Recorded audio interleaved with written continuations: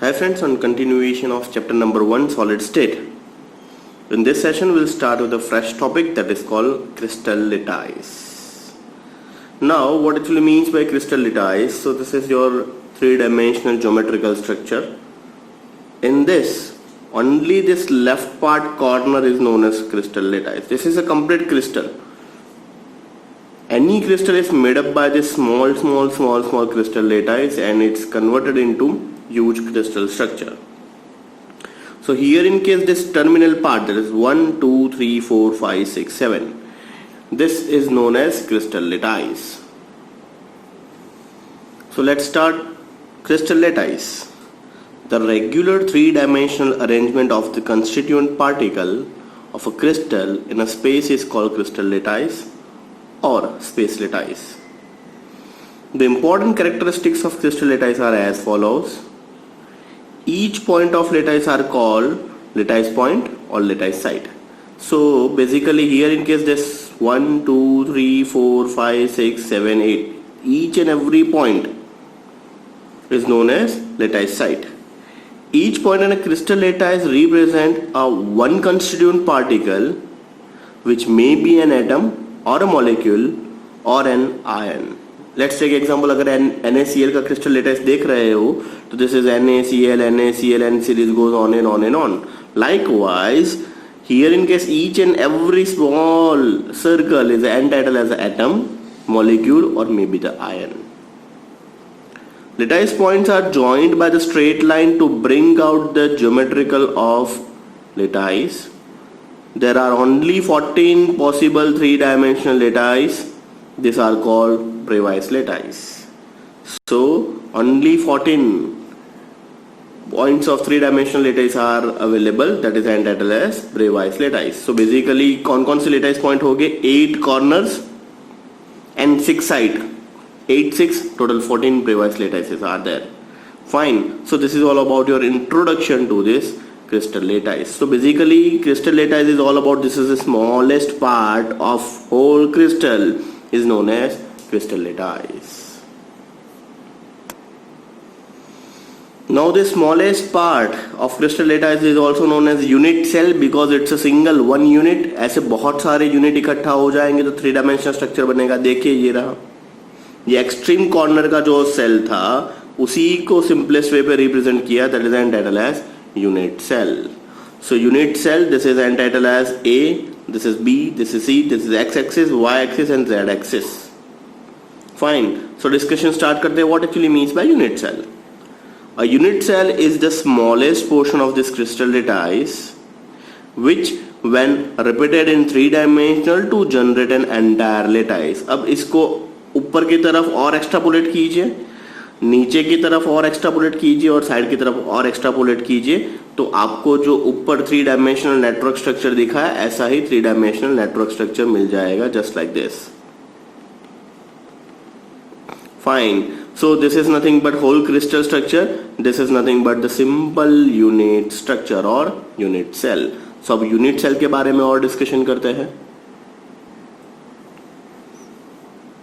So a unit cell is the smallest portion of crystal lattice which when repeated in the three dimension to generate entire lattice or entire crystal.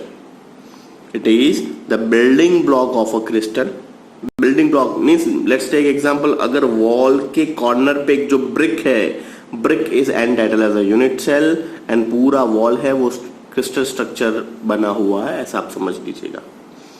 A unit cell is characteristics by its edges, that is called as edge length. Edge length का मतलब होगा x axis A, y axis B and z axis C. That is edge length A, B and C.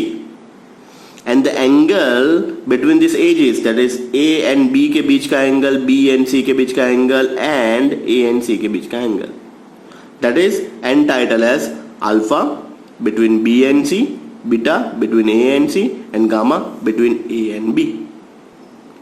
So यहाँ पे हमने दो चीज का discussion किया. As length that is ABC towards to three axis, that is X, Y, Z and angle between these two X, Y and Z, that is AB, BC and CA के बीच के angle को बताया हमने alpha, beta and gamma. Thus, a unit cell is characterized by the 6 parameter. कौन कौन से 6? A, B, C length के लिए and angle के लिए alpha, beta and gamma. So which are they? That is A, B, C, alpha, beta, gamma. Unit cell can be broadly divided into 2 primitive and centered unit cell. So now we'll move on to this, what actually means by primitive unit cell and what actually means by centered unit cell. Centered is once again subdivided into 3 parts: body centered, face centered and end centered. तो एक एक करके सारे के सारे unit cell के बारे में डिस्कशन करते हैं. सबसे पहले स्टार्ट करते हैं primitive unit cell. What actually means by primitive unit cell?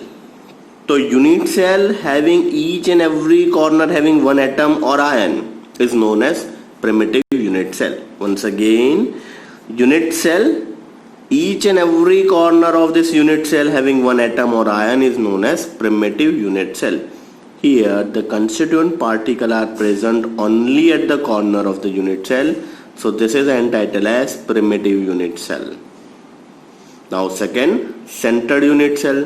Centred unit cell by default primitive तो होगा ही होगा, प्लस और 3 सेंटर्ड हो गए, that is body centred, face centred and end centred.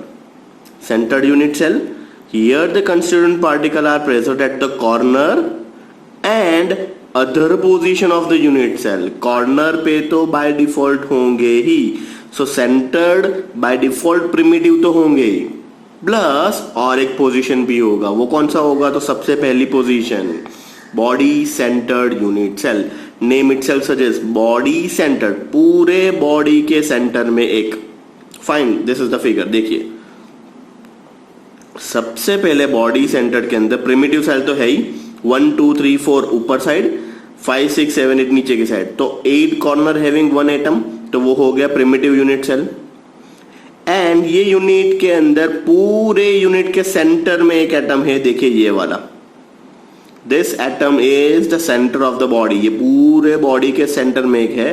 That's why 8 is present at the all corner, that is primitive unit cell, plus 1 at the centre is known as body centred unit cell. Here the constituent particle are present at the body centered and at the corners of the unit cell. That is called body centered unit cell. Fine. Short form is BCC, body centered cell. Fine, BCC. Next is FCC, phase centered unit cell. Now how many phases are there? Total 6 phases होंगे. Front, back, left, right, top, bottom. कितने phase हुए? 6 phase. किस हिसाब से? This is front face, ऐसा ही back face, ये top, ये bottom, this is left and this is right. So total 6 faces are there. अब यहाँ पे नाम क्या दिया हुआ है? Face centred unit cell. Each and every face के सेंटर में एक सेल. तो total 6 faces, each and every face के सेंटर में 1, प्लस प्रिमिटिव तो है ही है बाय डिफॉल्ट. सो 8 कॉर्नर पे 8 एटम एंड 6 फेस के सेंटर में एक atom, that is entitled as face centre. देखिए ये रहा आपका पिक्चरल डायग्राम. फाइन. अब यहाँ पे देखिए ये फेस की बात कर रहा हूं मैं, कॉर्नर लेफ्ट साइड की, उसके सेंटर में एक एटम है. अब देखिए ये एक फेस, राइट साइड फेस, उसके सेंटर में एक है. टॉप वाला तो इजीली पता चल जाएगा. ये देखिए टॉप, टॉप के सेंटर में ये है एक. ये रहा फ्रंट, फ्रंट के सेंटर में ये है एक. ये रहा नीचे का, नीचे के सेंटर में ये है, और ये पीछे के में. सो टोटल 6 फेस के सेंटर में एक एक एलिमेंट. टॉप में देखिए एक, राइट साइड पे देखिए एक, लेफ्ट साइड पे एक, नीचे एक, फ्रंट एक, बैक एक, प्लस 8 कॉर्नर पे 8 तो बाय डिफॉल्ट होंगे ही होंगे. So this is entitled as face centred unit cell. Here the constituent particle are present at the corner of each phases and the corner of this unit cell. That is called face centered unit cell. Next is end centered unit cell. End centered का मतलब क्या होगा? Any one direction. Means either left right की pair, either top bottom की pair, either front back की pair. There are 3 end centers are there. End center का मतलब any one pair. देखिए यहाँ पे टॉप एंड बॉटम के सेंटर में एक है, तब बाकी सब जगह पे नहीं होगा. आपको राइट एंड लेफ्ट साइड पे देखना है तो राइट एंड लेफ्ट पे एक हो सकता है, तब बाकी जगह पे नहीं होगा। आपको फ्रंट एंड बैक पे एक एक एटम चाहिए तो फ्रंट एंड बैक पे, so total 3 and centred pair बनेगी। कैसे? टॉप बॉटम वाली एक पेयर, लेफ्ट एंड राइट वाली एक पेयर, फ्रंट एंड बैक वाली एक pair. So this is 3 and centred unit cell are there. Once again फिर से बता रहा हूं, टोटल 6 फेजेस, 6 फेज में पेयर है, लेफ्ट एंड राइट की एक पेयर, टॉप एंड बॉटम की एक पेयर, फ्रंट एंड बैक की एक पेयर। सो लाइक वाई यहां पे पिक्चर डायग्राम में क्या बताया हुआ, टॉप पे एंड बॉटम पे दोनों के सेंटर में एक एक atom, that is called end centred unit cell. Plus 8 corner having 8 atom, वो तो बाय डिफॉल्ट होंगे ही। So this is entitle as end centre unit cell. So end centre, here the constituent particle are present at the corner, center of any two opposite face and at the corner of the unit cell. So this is all about your unit cell or unit cell का classification. So on the basis of edge length and axial angle, 7 types of crystal systems are there and they are as follows. कौन सा? Cubic, trigonal, orthorhombic, hexagonal, rhombohedral और trigonal, monoclinic और triclinic. This are the 7, means समझ लीजिए जितने भी crystal solid structure है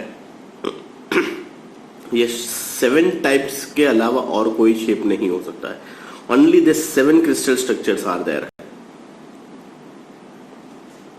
most important column number 3 and 4, cubic होगा तो A equal to B equal to C होगा, where alpha equal to beta equal to gamma is equal to 90 होगा, and सभी के एक एक एग्जाम्पल। तो this will definitely help you for your competitive as well as MCQ practice.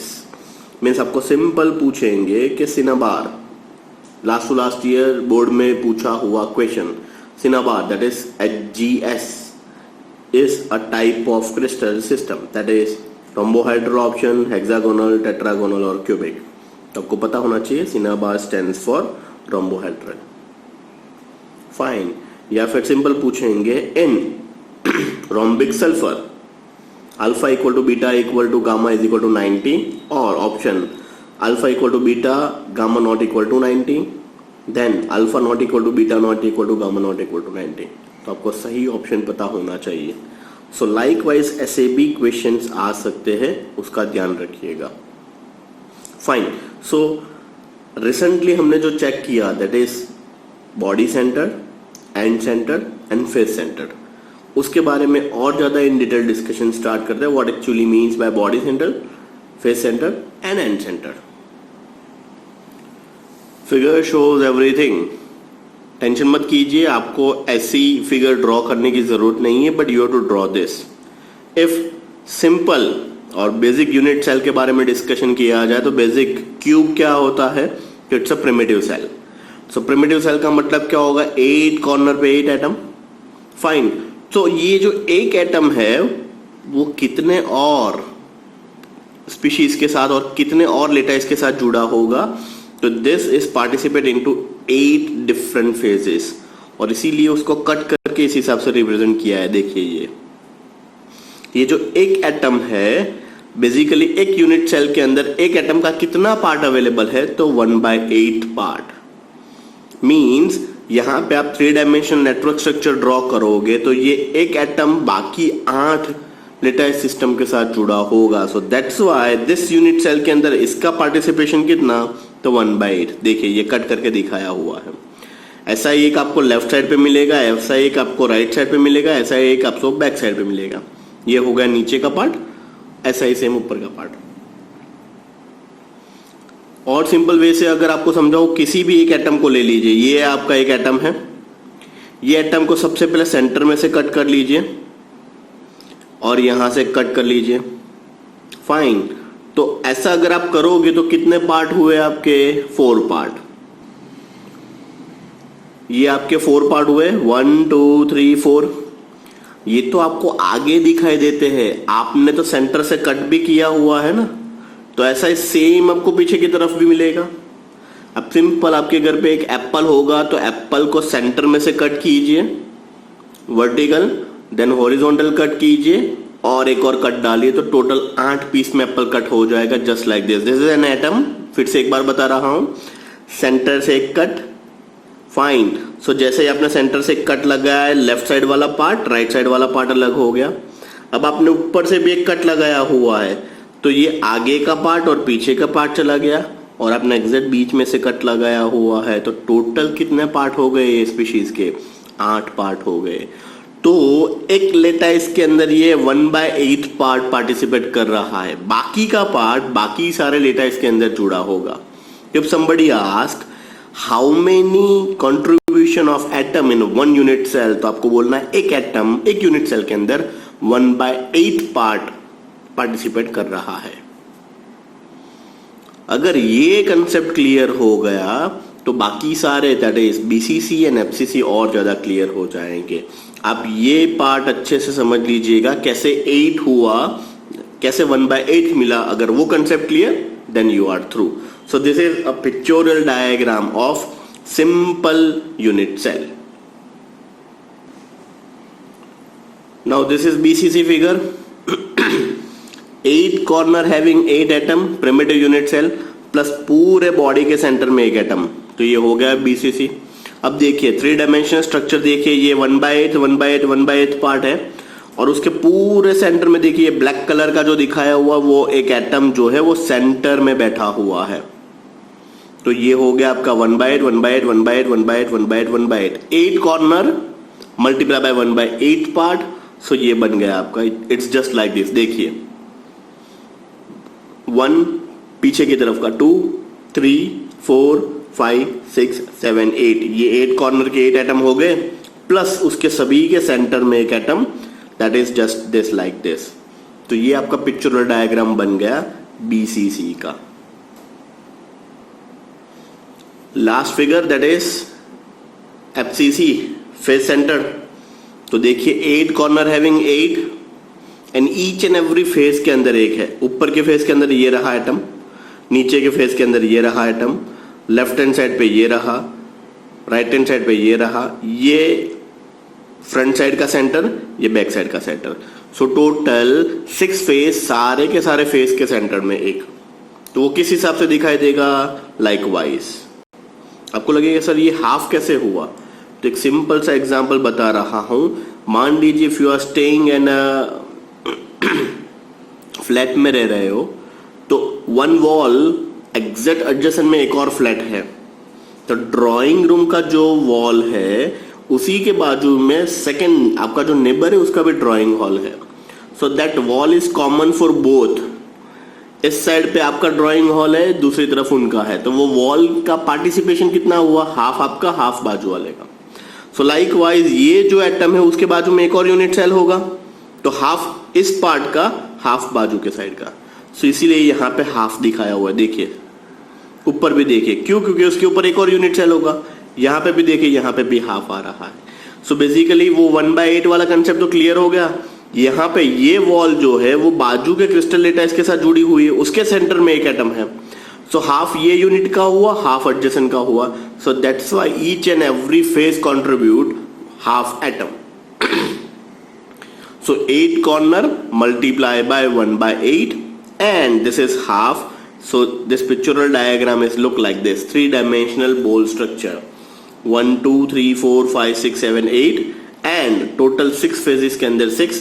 इसके पीछे भी एक होगा, ये ऊपर का face, right left bottom front, और उसके पीछे बैक साइड पे होगा जो हमें दिखाई नहीं दे रहा है। So this is all about your all different kinds of unit cell। इसके बारे में और डिटेल डिस्कशन करेंगे नेक्स्ट सेशन में। Thank you.